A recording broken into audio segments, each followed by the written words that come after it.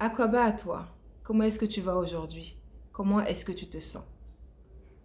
Comment est-ce que tu te sens émotionnellement?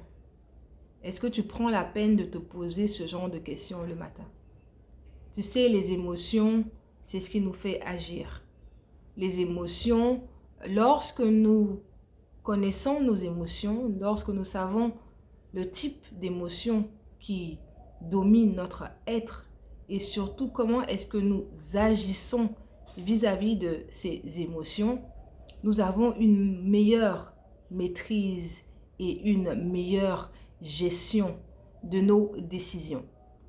Parce que si tu comprends pas tes émotions, si tu ne sais pas quel type d'émotion t'habite en général, si tu ne sais pas comment les émotions te font agir, ce qui se passe, c'est que tu agis de façon automatique. Et si tu agis de façon automatique, ça veut dire que ce sont les émotions qui te maîtrisent et qui te gèrent. Je suis Aya, je t'aide à mieux gérer et à mieux maîtriser tes émotions, surtout à les comprendre. Parce que je pense que d'abord, il faut comprendre les émotions avant de même penser à les gérer ou encore à les maîtriser. Donc aujourd'hui, je vais te parler de l'émotion de la peur. Nous allons essayer de comprendre l'émotion de la peur. Et peut-être en comprenant cette émotion de peur, peut-être que nous allons arriver à mieux la gérer. Lorsque je te parle de peur, dis-moi, qu'est-ce que tu vois? Quelle est la première image qui te vient en tête? Qu'est-ce que tu entends? Qu'est-ce que tu sens? Qu'est-ce que tu touches? Qu'est-ce que tu goûtes? Avec les émotions, ce que tu dois savoir, c'est le corps d'abord qui perçoit l'émotion avec les 5 sens. Le corps d'abord perçoit. C'est pour cela même qu'il est difficile de gérer et de maîtriser. Par le corps perçoit, qu'est-ce que je veux dire? Le corps voit, le corps entend, le corps touche et le corps maintenant va ressentir. Il y aura maintenant cet inconfort dans le corps. Pour ce qui concerne la peur, ça peut être trembler, avoir des palpitations, avoir les mains moites. Vous voyez? Donc ça, c'est le corps qui ressent la peur. Et lorsque le corps ressent la peur, il envoie l'information au cerveau. Et lorsque le cerveau reçoit l'information, le cerveau traite l'information. C'est-à-dire, qu'est-ce que je veux dire par traite l'information? Nous avons des souvenirs. Nous avons un vécu. Depuis notre enfance, depuis notre venue sur cette terre, nous avons vécu plein de situations. Pour les situations marquantes, nous les avons gardées dans la tête. Nous avons gardé au plus profond de nous-mêmes.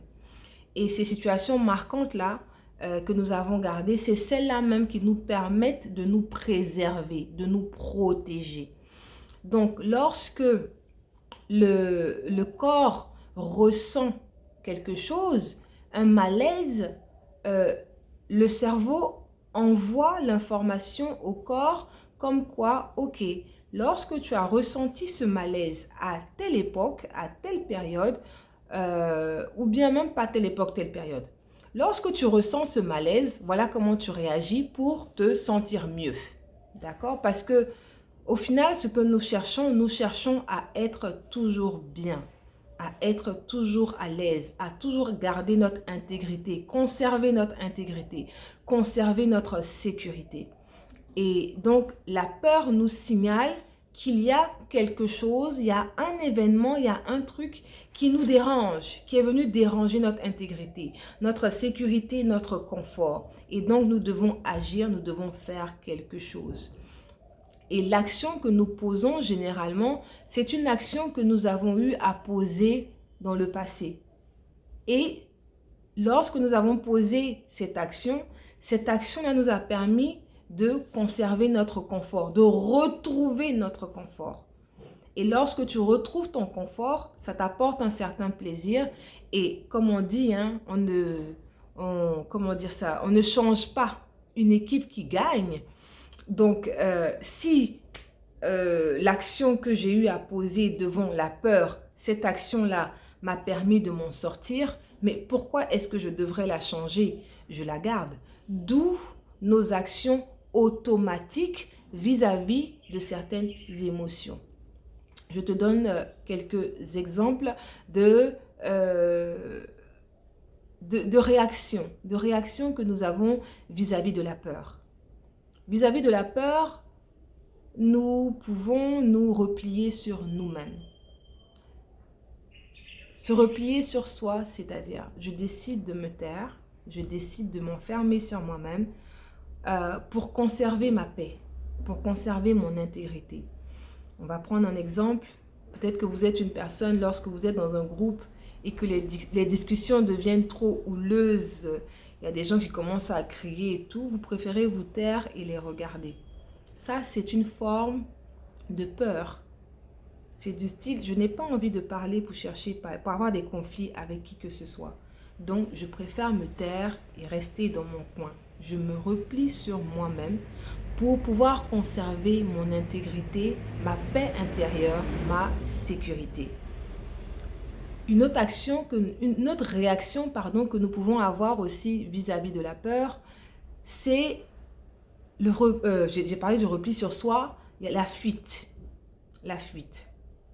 La fuite, c'est, par exemple, vous êtes une femme ou un homme dans une relation et vous n'avez pas trop envie de rester dans cette relation. Et ce que vous décidez de faire, c'est de partir.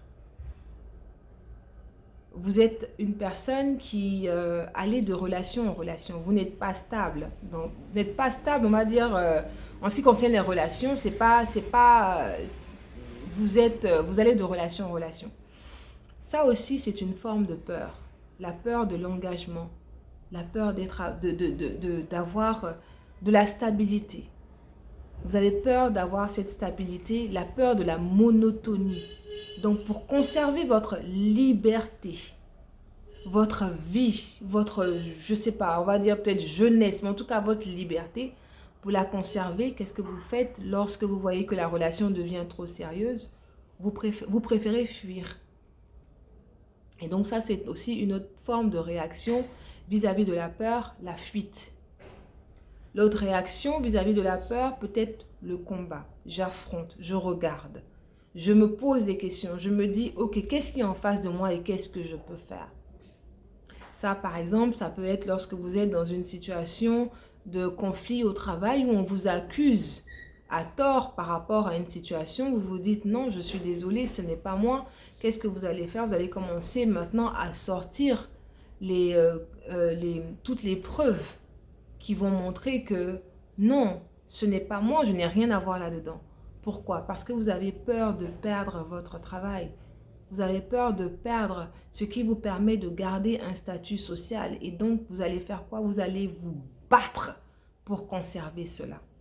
Et ça, toutes ces trois différentes réactions vis-à-vis de la peur, ça dépend de chaque personne.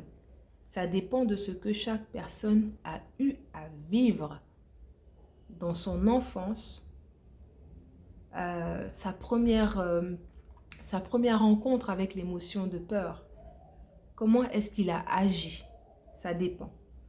Il y a certaines personnes, quand elles étaient petites, lorsqu'elles ont rencontré la première fois la peur, elles ont préféré se replier sur elles-mêmes. Le repli sur soi, je veux vraiment pas aller avec chaque catégorie. Je vais aller dans l'ensemble. Les réactions que nous avons vis-à-vis de la peur, comment est-ce que c'est enregistré en fait dans notre subconscient? C'est enregistré par nos sens. C'est enregistré par la réaction du corps. C'est du style, si le corps tremble, si le corps a les mains moites, si le cœur bat vite, c'est ce que le cerveau retient. Et le cerveau, lui, il retient qu'il y a cette activité du corps. Et après, le cerveau, il retient qu'il y a un calme, qu'il y a un apaisement. Et donc, il va retenir ce qui s'est passé pour qu'on puisse atteindre cet apaisement, l'action qu'on a posée. Donc, lui, il va se dire, cette action-là, c'est une action qu'il faut que je garde en mémoire.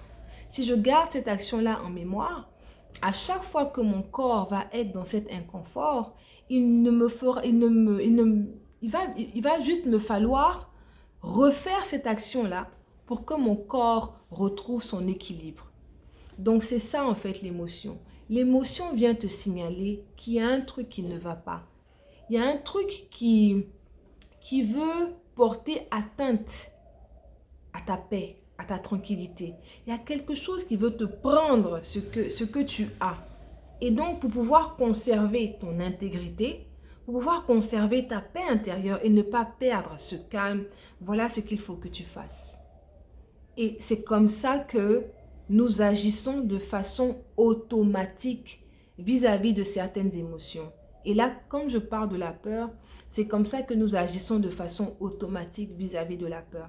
Ce que le cerveau a enregistré, a gardé, c'est ce que nous allons faire chaque fois que nous allons nous retrouver en face d'une situation qui nous met dans un certain état. Lorsque nous parlons de la peur, chaque personne, la peur les fait agir de façon différente. Mal de ventre, les mains moites, les mains qui tremblent, les maux de tête. Vraiment, chaque personne a sa manière, son corps réagit de façon différente devant la peur. Mais une fois que le corps, lui, il a compris la réaction du corps, il se dit non, c'est pas normal, il faut que je rétablisse cela. Automatiquement, il vous fait faire agir comme vous devez agir pour rétablir cela. Donc ça, c'est une question d'habitude. Et donc, vous nourrissez en fait, vous devenez automatique, pardon, vous agissez de façon automatique à chaque fois que vous êtes face à ce genre de situation. Et c'est comme ça en fait que les émotions vous maîtrisent et vous gèrent. Donc pour pouvoir gérer et maîtriser les émotions, il est important de savoir d'abord comment est-ce que je réagis, comment est-ce que mon corps réagit face à la peur. Et quelles sont mes peurs dominantes? J'ai peur de perdre quoi? Qu'est-ce que j'ai peur de perdre? Parce qu'il y a toujours un élément déclencheur. Il y a ce qui se passe à l'extérieur de nous qui vient déclencher le corps, c'est-à-dire que ça déclenche les sensations du corps et le corps se met à agir et on ressent l'émotion et on reçoit l'information au cerveau. Donc, quel est l'élément déclencheur ou quels sont les éléments déclencheurs? Par exemple, pour quelqu'un qui a très peur de perdre son statut social, une fois que l'on va s'attaquer à son argent, à son travail, automatiquement, ça va le déclencher. Il va se mettre dans un état où il va chercher à se défendre ou à fuir ou à se cacher, mais il va chercher à protéger en fait son intégrité, à protéger ce qu'il a, à conserver. Ce qu'il a, c'est sa paix. C'est d'abord ça en fait. C'est d'abord de retrouver cet équilibre dans le corps. Donc, il faut que vous puissiez connaître ce qui vous déclenche. Qu'est-ce qui me déclenche? Ce qui vous déclenche, c'est votre plus grande peur. Et maintenant, vous demandez pourquoi est-ce que j'ai tant peur de perdre ceci? Pourquoi j'ai peur de perdre ma situation sociale? Est-ce que je pense que c'est le seul moyen pour moi de me faire respecter? Est-ce que je pense que c'est le seul moyen par lequel je peux être respectée? Pourquoi est-ce que j'ai peur de perdre, ma santé? Quelles sont les actions que je pose au quotidien qui font que peut-être je peux perdre ma santé? Vous voyez, l'émotion vous signale quelque chose à propos de vous-même. Quelque chose sur un aspect de votre vie sur lequel vous devez travailler. Vous devez vous améliorer. Tant que vous ne travaillez pas là-dessus, ça va continuer à vous angoisser. Et là, ça va devenir, maintenant, ça ne sera plus une émotion parce que l'émotion, elle vient vous signaler quelque chose. Et lorsqu'elle vous signale, elle vous pousse à l'action, vous posez l'action, vous retrouvez votre sécurité, vous vous sentez bien. L'émotion, elle n'est plus là. Mais lorsque ça devient un sentiment, ça veut dire que lorsque ça devient quelque chose que vous commencez à adopter. Parce que la peur, qu'est-ce que la peur nous fait faire? La peur nous fait angoisser. La peur nous fait stresser. Et l'angoisse, le stress, ça devient nous. Comme je disais tantôt, l'émotion, ce n'est pas nous. L'émotion, elle est passagère. Mais lorsque ça devient un sentiment, ça devient notre comportement, ça devient nos habitudes, ça devient nos pensées, ça devient nous, nos habitudes. Donc, si vous ne voulez pas être une personne angoissée, une personne stressée, une personne agacée, une personne irritée, je veux dire, comment dire ça? Si vous ne voulez pas que la peur se transforme et s'installe en vous, parce que la peur, elle vient, elle est passagère. Le sentiment de peur, je vais pas dire le sentiment de peur, mais l'émotion de peur est passagère. Mais le sentiment d'angoisse, le sentiment de stress, lui, c'est un sentiment qui s'installe. Essayez d'imaginer tout simplement quand vous invitez quelqu'un chez vous, la personne vient, elle mange, elle s'en va. Mais lorsque vous invitez une personne et vous êtes en train de lui faire comprendre que non, elle est bien ici, il faut qu'elle reste, mais elle apporte ses bagages et elle reste et elle s'installe. Mais est-ce que la personne que vous avez invitée chez vous, vous avez demandé à ce qu'elle s'installe chez vous, est-ce que vraiment elle vous apporte ce dont vous avez besoin? Et c'est là où il faut faire attention. Lorsque vous avez l'émotion de peur qui s'installe en vous, il est important de regarder qu'est-ce qu'elle est venue me signaler à propos de moi-même. Qu'est-ce qu'il faut que je fasse? Quelles sont les actions à poser? Quelles sont les actions que je posais déjà avant de prendre conscience de cela? Et comment est-ce que ces actions-là, comment est-ce que ça va avoir des répercussions sur ma vie?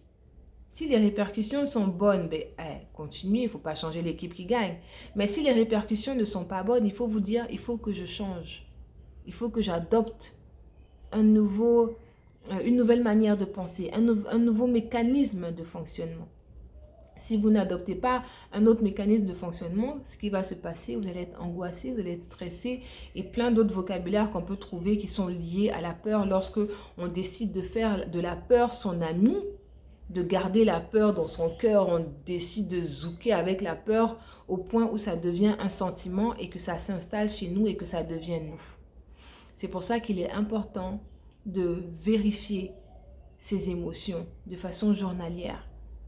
Parce que si vous vous réveillez tous les matins avec la peur dans le cœur, et que ça a un impact sur votre corps, ce n'est plus une émotion. Ça devient un sentiment, un ressenti, un ressentiment. Ça devient vous en fait. Vous avez adopté un sentiment en vous. Vous avez adopté un sentiment, ça peut s'appeler l'angoisse. Vous êtes toujours une personne angoissée. Ah, j'ai le sentiment que ça va pas. Non, mais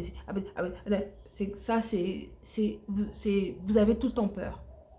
Donc, avoir tout le temps peur, ça va au-delà maintenant d'une émotion qui vient vous aider à passer d'une situation où vous avez perdu le contrôle, où vous ne savez pas où vous en êtes, à une situation où vous retrouvez le contrôle, où vous savez où vous devez partir. Lorsque ça prend trop dans le temps, il faut travailler là-dessus, il faut vous dire qu'il y a un problème. Et que là, vous avez adopté un sentiment dans votre cœur. Et c'est devenu vous. Ça s'est attaché à vous.